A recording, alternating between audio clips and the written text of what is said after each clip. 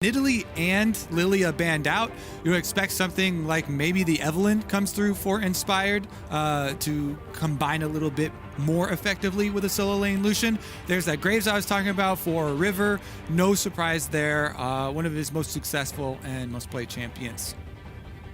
And Renekton might come through here for this one. It is the most played out of their top laner, Hanabi, and it sets him up for a lot of aggression down there. Of course, with Ornn banned, you can't easily pick a tank and stack armor. I think there's champions like Maokai and Malphite out there that you can play and do it, but waiting to see now what's going to come through. Might go for the fighter matchup. I do think Renekton's favored in that battle as the hovers come through. We'll just wait to see what Rogue actually wants to play.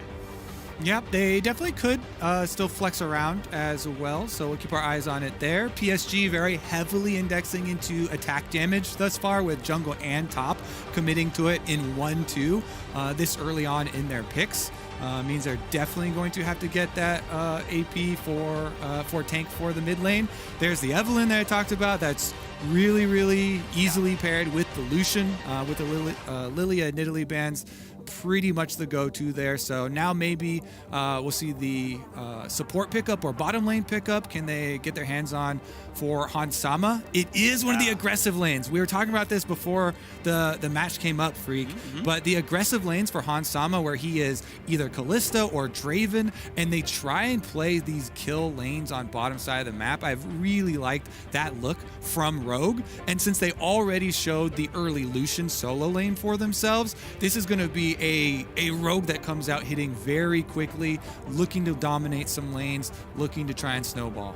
And so it's going to be the Senna picked up right away, putting Unified back onto that one. He has been playing a lot of utility carries towards the very end of the split. Senna and Jhin were pretty much all he played during the PCS playoffs. He had the last match at the end right there, but that was the style that came through into that one. And so a lane that can safely play back and just survive can work very well up against this Kalista.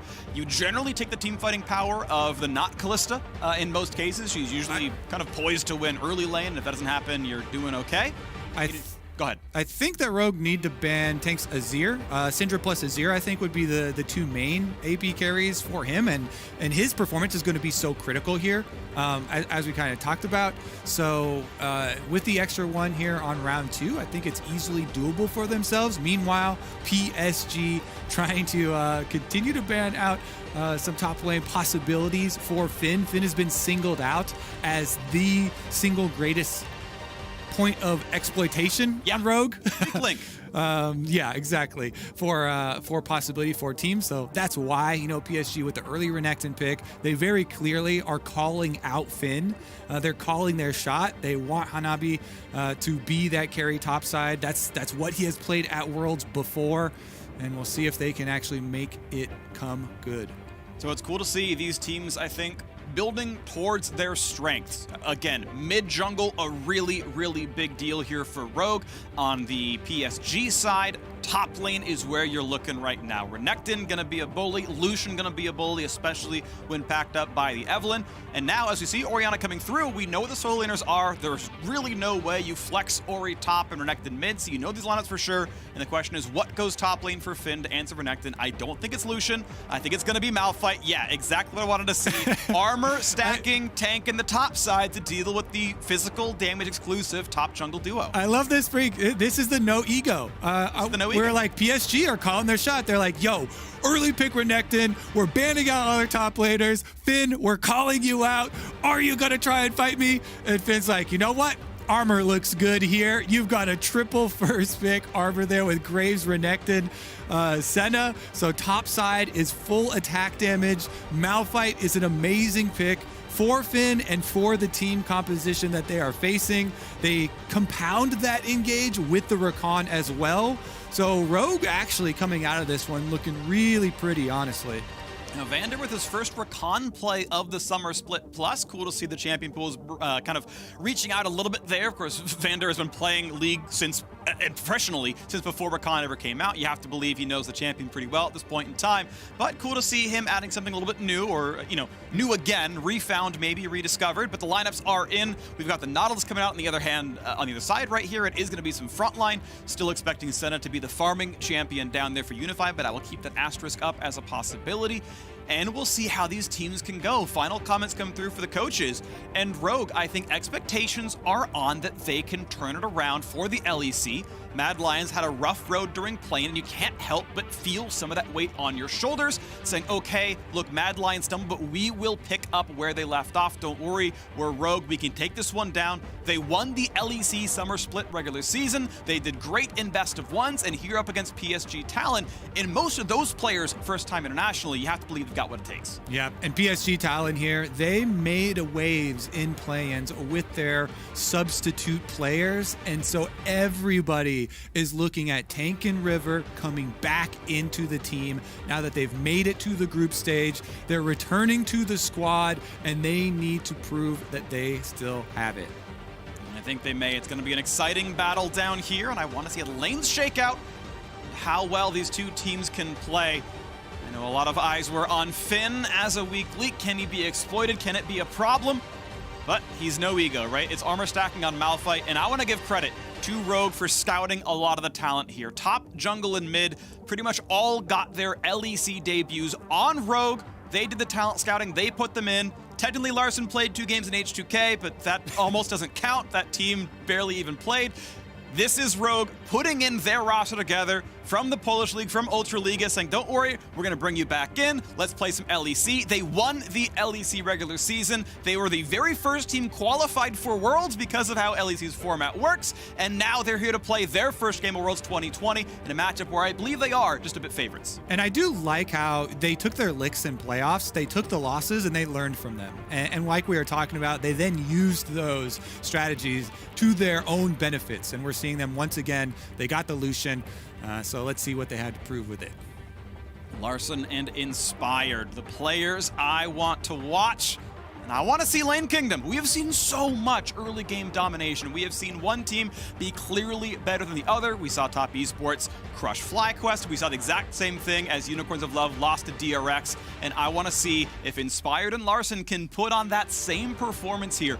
And you heard it from Vedius. He's like, look, Larson is the second best mid laner in the LEC behind Caps. And Caps is like a top 4 mid in the world, a top 10 player in the world. Don't worry, Larson's gonna slot right behind you.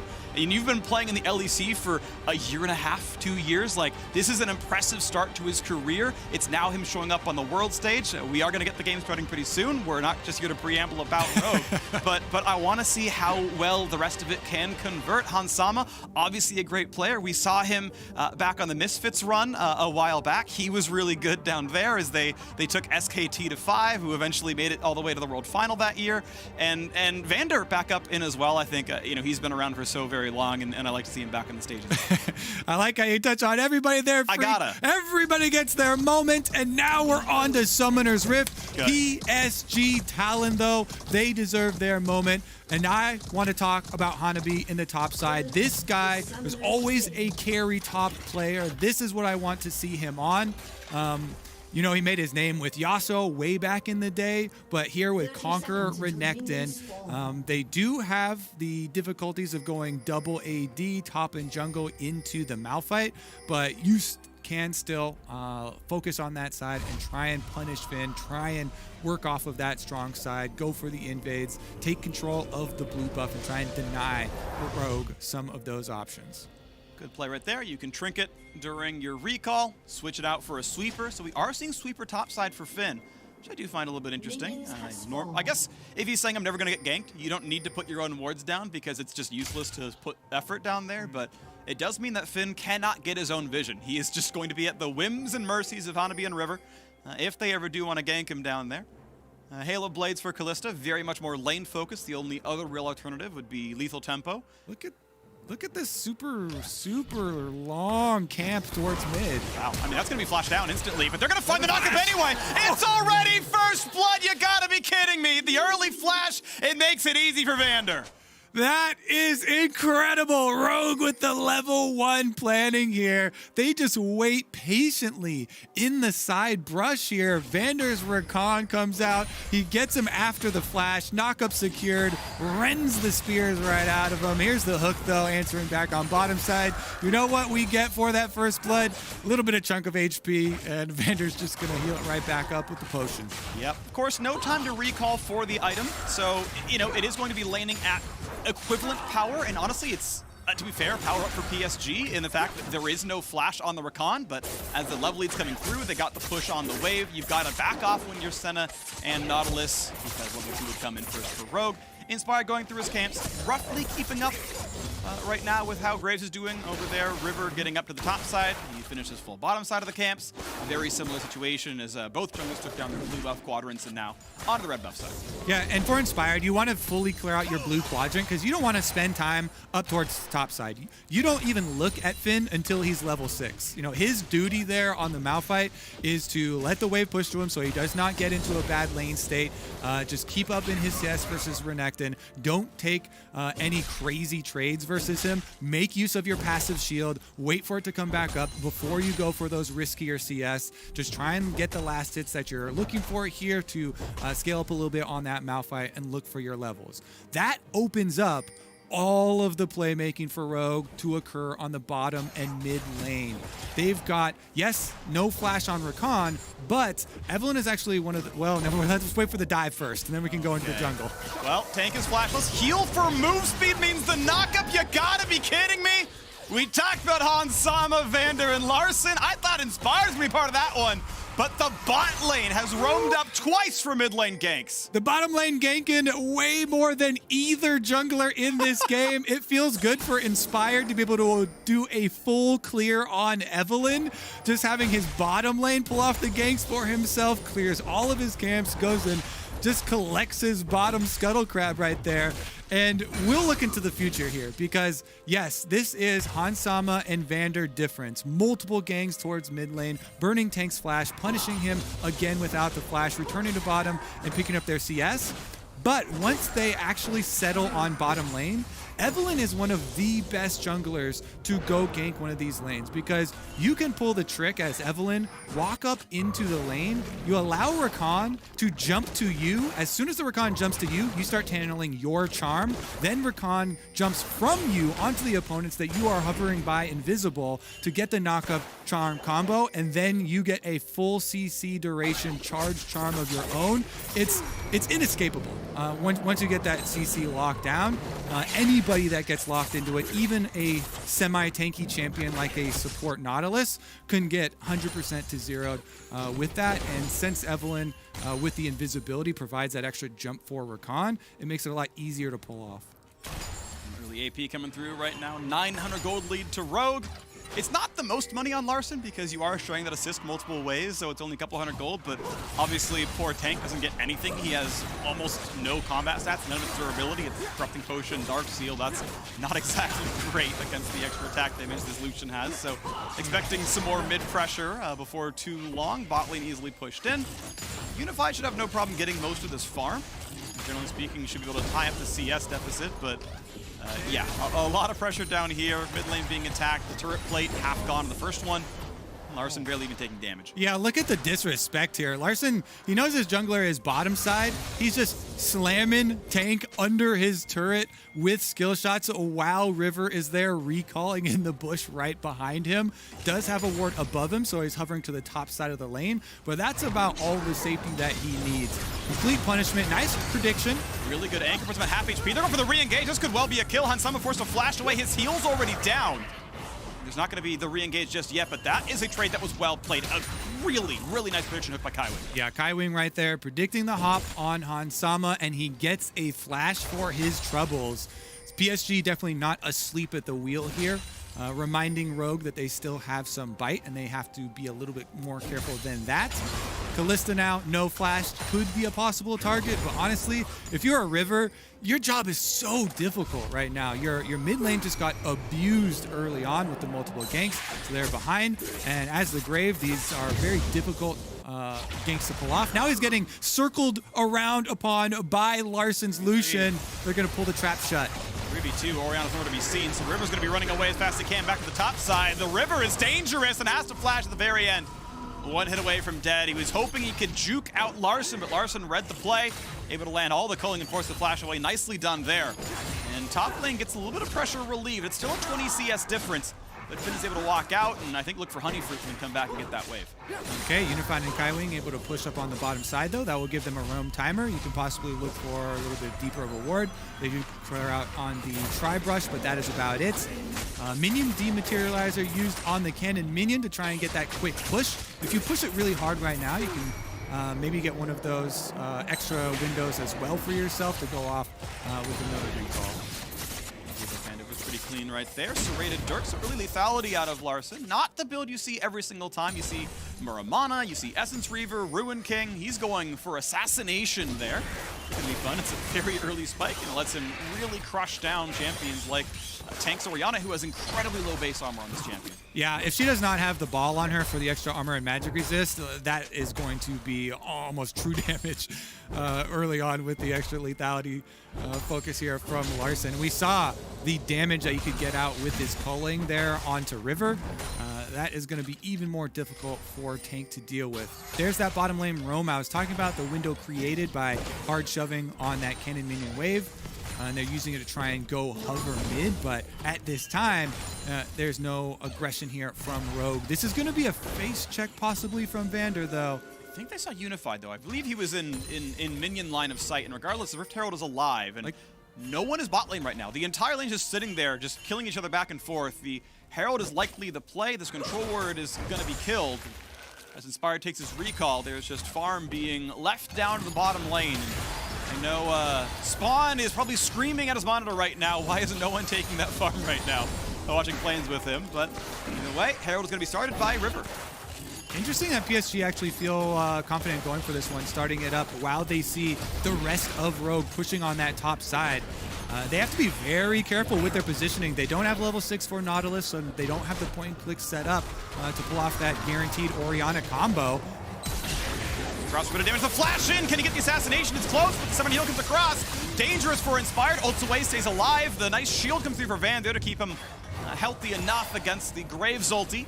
Looks like Herald will reset all the way back as Hanabi takes down the top scuttle, and ultimately no kills taken in. There's a wave shoving into the bot side. Tank may well TP to catch those 3 waves, but he's TPing into mid lane to keep fighting over Herald. But there are 3 waves in bot lane that could have been picked up, but instead both teams want to fight over top Herald. Well, we do have Malphite ultimate on the side of Rogue, so there it is. Flash in for 3. How about the re-engage? Already a 1-for-0 Shockwave not to be found. A double kill for Finn, and he heard you talking smack. Larson grabs the kill over the top, and Rogue is already 5-0. Malphite operational. Yep, there we go, Freak. Looking for the ultimate. They find it. Easy combo follow-up from Vander. He didn't even have to use the ultimate. He gets level 6 off of that fight. Rogue crushed the Rift Herald fight. They will claim the prize afterwards, and they can commit to this top lane swap. Remember, after 5 minutes, the fortification buff falls off of the top and mid turrets. So lane swaps like this, you can just hard push on the towers. The extra 50% damage reduction is not there. And with the Rift Herald picked up too, they'll be able to get a lot of turret plate money upon reset. It's going to stay on the bottom lane, and honestly, it's not like there's a lot of magic damage coming to Unified and Kaiwing, so should feel very safe down there as he stacks up his first few components. Ninja Tabby's in, Glacial Shroud there as well for some CDR. River, though, feeling comfortable to go for this 11-minute Drake. A lot slower than we were having in our first few games of the day. A couple of wards coming down, a little bit of sweeping from Kaiwing, and now it's time to help make sure this Drake comes down. Mount Rick be claimed no problem, but now Hansemo's got to be very afraid of what Renekton might do. Burn Summon Heal to get away, and able to walk out with boots too. Yep, they should be able to get off the reset for themselves. The Rift Herald is in the hands of Inspired, and Evelyn's ultimate also coming back off of cooldown. So Hanabi really does have to be worried about possible dives that will take the whole turret if they kill you as well. He can come up there, use the Evelyn ultimate, get the kill, plus then use the Rift Herald on the turret after you take off 2 plates by hand. And that sort of lead is so hard to come back from. If teams ever get early Rift Herald into top lane kill and then taking the entire turret, that is just such a monumental opening to not only the map but also the gold lead on top of the lead that Rogue already have. I think PSG Talon need to avoid that at all costs. I'll see how many members of Rogue they can avoid, because a lot of these people are up in gold. Even Finn, who's having a rough laning phase, so like, all right, yeah, I'll be the defensive one here. He got 2 kills in that one. He's probably up in money right now. And here comes the top lane pressure. It's time to earn some turret plate gold. This was You know, maybe a year of LEC domination in the making is something that I know their fans wanted to see after seeing Fnatic make World Final and G2 make World Final and G2 win MSI. Like, look, how deep really is the LEC roster? How good are all of our teams? And they were hyped for Rogue, they won the regular season, and so far in their Worlds debut, it has been domination from them as well. We'll wait to see as they face off against more tournament favorites later on in the group stage, but so far so good for the #3 spot of the LEC. Yeah, continuing to just pressure up on top side. They keep on sending Ansama and Vander right back up there. Finn actually looking for a possible dive here. Does have ulti. Charm, here's some slows, let the tank the turret, no damage dealt at all, barely breaks the passive. And Inspire gets his first kill of the game, 6-0. No one's gonna stop this. All right, that is gonna be, well, I thought he could actually stick around, just take off the extra turret and then drop Rift Veil, but he's gonna leave it there to Finn. Finn teleport does come down to try and stop the play. Some decent damage. Herald tries to knock down 2 plates and almost a third. The ulti gets him away, and that teleport got very little done. The turret's gonna fall. No one was around for local turret gold. Herald does not claim it, despite what the scoreboard in the middle shows you. So some of that money did go away, but you take the turret kill all the same. Yeah, and I think you're really happy to get that teleport cooldown out of PSG as well, because that means there's no Renekton top, there's no extra global support now going to come. So while you don't get that local gold of the turret going down on bottom side, leaves Hansama to whittle down on an extra plate on top side. So far so good. Finn has played weak side beautifully. His team fought well, he set up for the gank well. They even got first turret for him. Sort of. He was part of it, certainly, to be said.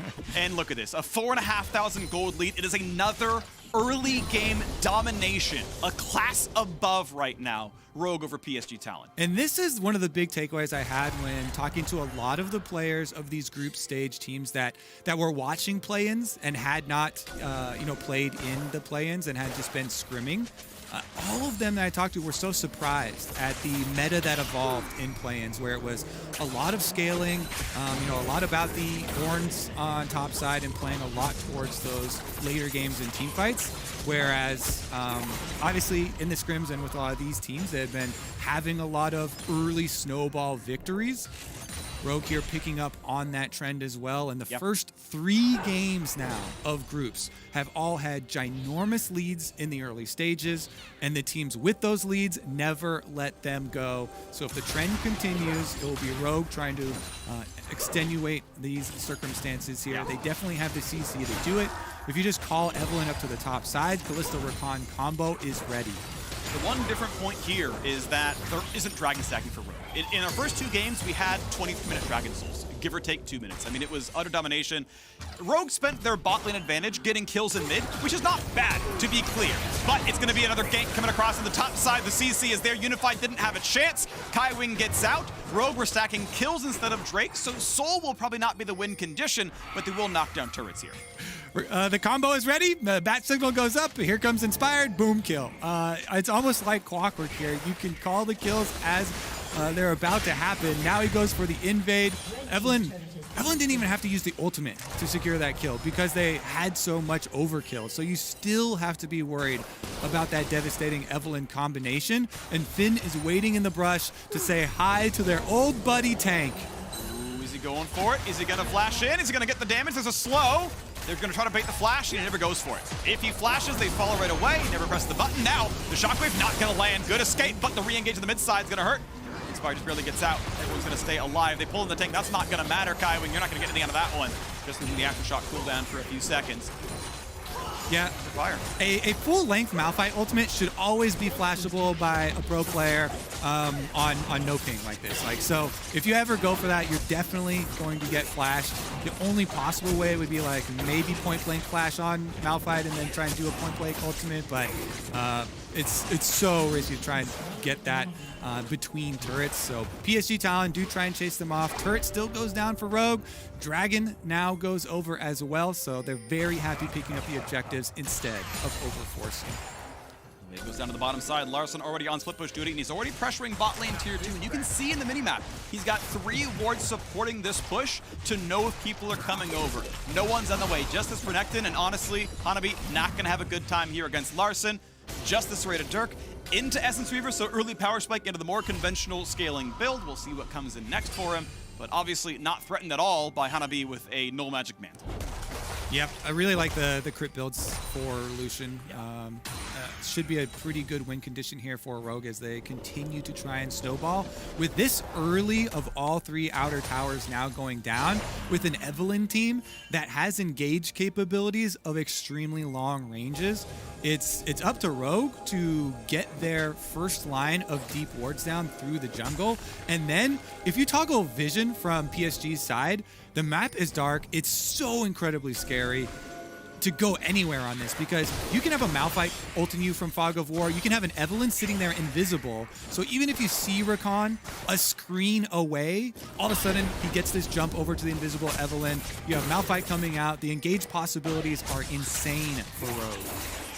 Right now they're going to take things in the dead of night here as the Fog of War allows them a pretty easy push towards Rift Herald as they pop the eye. On the other side of the map, you've got the team taking on bottom Scuttle here as well. Rogue really own all sides of the map right now. They may well own some of PSG's base before too long. 18 minutes into the game, Vander going to have to escape. No problem at all. Easy W over the wall, he's safe. Now Hanabi is going to spot Finn. Not going to be able to get much damage done. Despite the level lead, it's just not going to matter. Black Cleaver is not really going to beat Sunfire Glacial Shroud, especially with reinforcements coming. And now Hanabi, he is in danger. Pops the ult, still being attacked.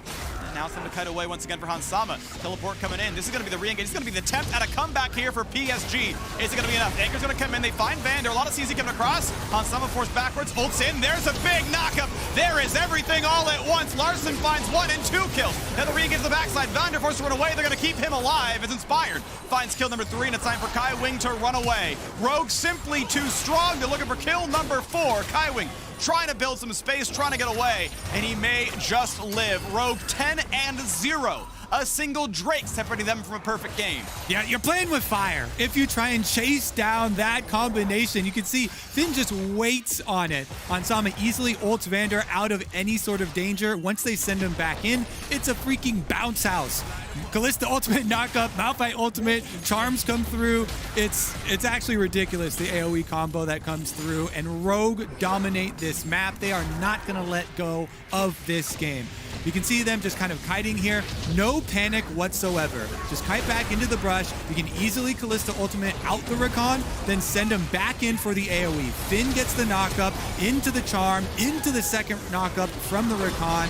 With Larson coming down, Inspired there with the extra damage, they easily pick up the kills. We go back on the map now with an 8,000 gold difference. Second Drake a while ago was picked up by Rogue. Third one spawns in 130. Still not expecting Soul to be the win condition, but it will be 3 Infernals for whoever claims that. Now we'll wait to see how their mid game's going to look, because Baron spawns in 7 seconds, and Rogue have shown no signs of really giving up map control here. Really going to tell the difference here in the first couple of days that the teams and groups that come out and are able to snowball off of their strong points from draft. Once again, in this game, third game around, Rogue with a really strong bottom half. And it's actually, remember, Hans Sama and Vander with the early ganks. So well planned from them, hiding initially in that line brush towards mid. They ganked tank, they burned his flash, they got the first blood, and they weren't done there, Freak. They push their lane, they go for another gank. It's actually just so cleanly done how quickly they're able to snowball off of this early planning. Ward control gets to come through at the very least, so 30 gold earned by River. Rogue, of course, still trying to take control of this jungle, trying to take over this game as Larson is shoving the top side. He is the primary split pusher, by the way. He's the one with the safety tools, the ability to dash backwards, to ult as he kites away if he needs to, and ultimately he's the one knocking down side lane turrets. Rift Herald now summoned. Could make a little bit more happen as mid lane's gonna fall. Looks like with everyone leading mid, Finn can walk away no problem, and Flame turret number 5, PSG Talon got a Drake at 11 minutes and have gotten nothing else since. Rogue have completely stranglehold of this game. Yeah, the good thing about not having to rely on Dragon Soul, you can just rely on good old Baron. Before Dragon Souls existed, Freak, back in my day, teams used to end the games with Baron. That was the end game objective. These newfangled Dragon Souls are nice. Yes, they will still pick up all the dragons because the map is theirs and there's no reason to give that up. But that will be the death blow, is the setup that Rogue can pull around Baron. And just to put the extra nail in the coffin, they have the Kalista rend to even further secure this objective for themselves. So as much as we talked about earlier, the possibilities of vision control for Rogue and the pick potential with Malphite, Rakan, and Evelynn, that is just taken up to 11 by the possibilities of Baron now being on the map. All that Rogue have to do is transition their control wards over to the red quadrant, and then PSG Talon are forced into a lose-lose scenario where they're looking for face checks. Yes, you have Orianna Ball, but the range and safety on that is greatly overestimated, as you still have to get decently close, and the range that we already highlighted for Rogue is definitely there to pull those picks off anyway. Snuck in through Fog. If Unified pushed in for the next wave, he would absolutely have died. Nice attempt there by Vander and Larson. Ultimately doesn't come to anything. But a nice try all the same. Finn walking through. He's just making sure, yep, we still have go. Great, okay, here we go. Time for the Baron. No attention need be paid down to the Renekton split pushing there. PSG just trying to get something for themselves while Rogue force this. See if they can actually get the engage. A little dangerous. Vander going to be rooted in place. Shaka going to land as well, but he's pulled right back in by Hansama. Played at the range. Grave Salt says maybe we get something out of it. They're not going to get anything. Here comes the Smite Ren combo. Claimed no problem. Is there even going to be a re-engage? Malphite ulti was burned. Not going to do anything for kills, but at the end of the day, here we are with the Baron picked up cleanly with no kills. Time to reset and pick up the various sides of the map. Yeah, and PSG, they actually don't overcommit. They don't blunder there, making, forcing a fight or something or getting caught afterwards. They just take their one tower on bottom side for Hanabi there with the Renekton, and they give up that Baron. Yes, maybe you throw like a Hail Mary, a crazy play where River just tries to, E or flash into the pit and goes for a very low chance of a kill against a Ren combo, but, well, he actually got caught. He recalled outside of the brush, but he's not charmed. Finn ult not up for a second, but they do have some slows. Gonna slow him. And they're still kind of going. I mean, Inspired is gonna try. He's going for charm number 2. Does have flash E if he needs it. Gonna ult backwards to find the charm, and they're gonna find the kill. Nicely done. Larson TV behind just for good measure. I like the play, I like the kill. A mistake from Hanabi. All right, quickest 3 games ever, Freak, for us. Yeah.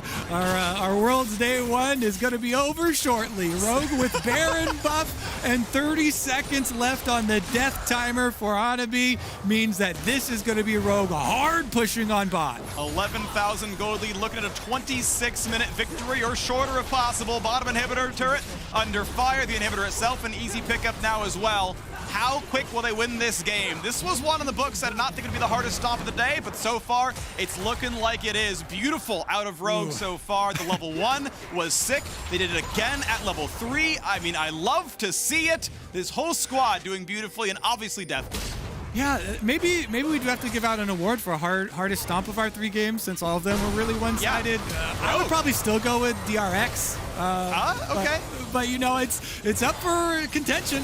Yeah, I mean, I'm voting Rogue. Okay. Going deathless with your only objective loss being a single Drake and winning sub 30, that to me is hardest stomp, but we'll see. My jungle bias is showing. Oh, yeah, I mean, the 13 kill Nidalee certainly is a factor. All right, though, Rogue not done here. They still have 50 seconds left on this. Baron, plenty of time to get another inhibitor. PSG, they've got to make it happen. They've got really... Oh, goodbye, Kaiwing.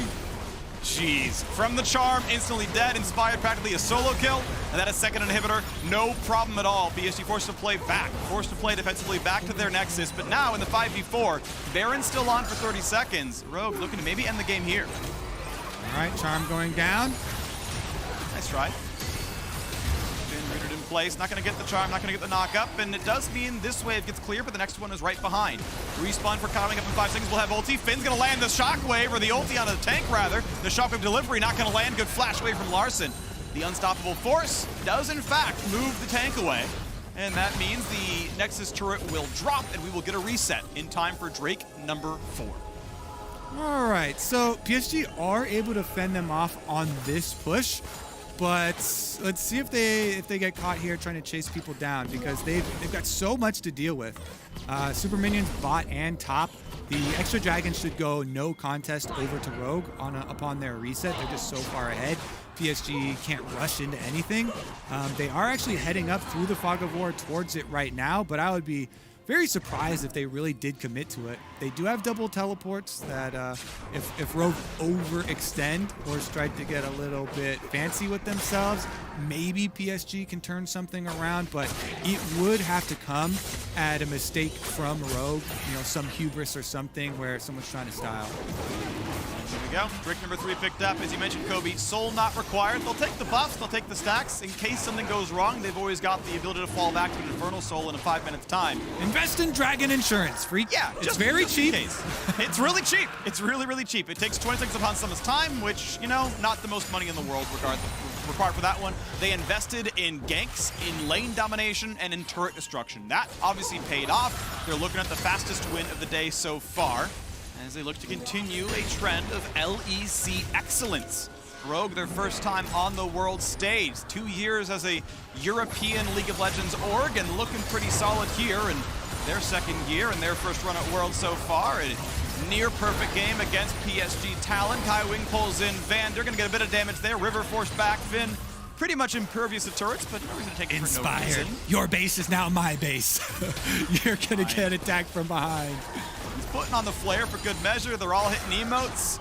Yeah, they're in good moods. They're in good sorts right here. And this is, of course, a scary group. The other two teams that we will see the next game are two of the tournament favorites. And there comes the engage. There's Unstoppable Force on a 2. Charm on even more. Double kill for Inspired. Here comes the kill on a KaiWing. It's basically the ace. There's nothing left to do. It's going to be a bloodless victory. Rogue don't lose a single champion. Larson's going after KaiWing. They lost a single turret, and that is it. Rogue, with utter domination, will slaughter PSG Talon. They will take down the next in under 29 minutes. And Rogue have shown up to Worlds to dominate the competition. Congratulations on the win over PSG Talon. Have to say, as a jungler, big props to the bottom lane of Rogue for the ganks that they pulled off in this game. They perform 2 ganks on the mid lane before either jungler gets anything off. Camping level 1 in the line brush towards mid lane. It really does re-emphasize a point that we were talking about going into groups and now and going into play-ins as well. But the level 1 preparation in these best of ones means a lot and can shape the entire face of your game, because after that level 1, they get the kill, they get the flash, they just push up their lane and return again, making Tank's life brutal. Yeah. For a lot of fans, this was the result expected out of Rogue, who came in hot in the summer split of the LEC. They tested G2, they won the regular season, and they've shown up to play very well. PSG Talon, yeah, they had a jungle mid Smurf duo during the play-in run. I think the lineup is weaker with the intended 5. Regardless, still got to the finals of the PCS. We'll see if they can bounce back. But now for Rogue, they have to contest with 2 of the best teams in the world. JD Gaming and Damwon also wait in that group. We'll see those battles later in the week. But now let's check out Rogue's Mercedes drive to victory. Finn's rock-solid ultimate. Again, 9 minutes in.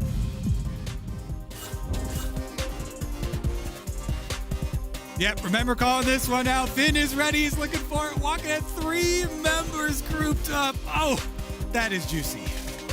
Then they followed up with the Rakan, of course, so many times. Vander right there with the timing. Beautifully done. Make sure they locked him up. And that was a pretty clean 3 kills. Very, very nicely done. Finn played weak side very well. The synopsis coming in was, look, if there's a weak link, it's up in the top side. But they put him on tank duty. They gave him an armor stacker. And when it came to team fights, he performed. You don't need to win lane on Malphite into Renekton. In fact, you're probably not supposed to win lane Malphite into Renekton, but you can certainly out team fight him, and I have no complaints at all about Finn. Still praise goes to Hansama and Vander for the early mid-game ganks, and we'll see how much more they can do for the rest of the group stage. Now, we are stepping away, but in return, we've got what some believe is a finals preview in the making in the group stage. Damwon Gaming versus JD Gaming. Stick around.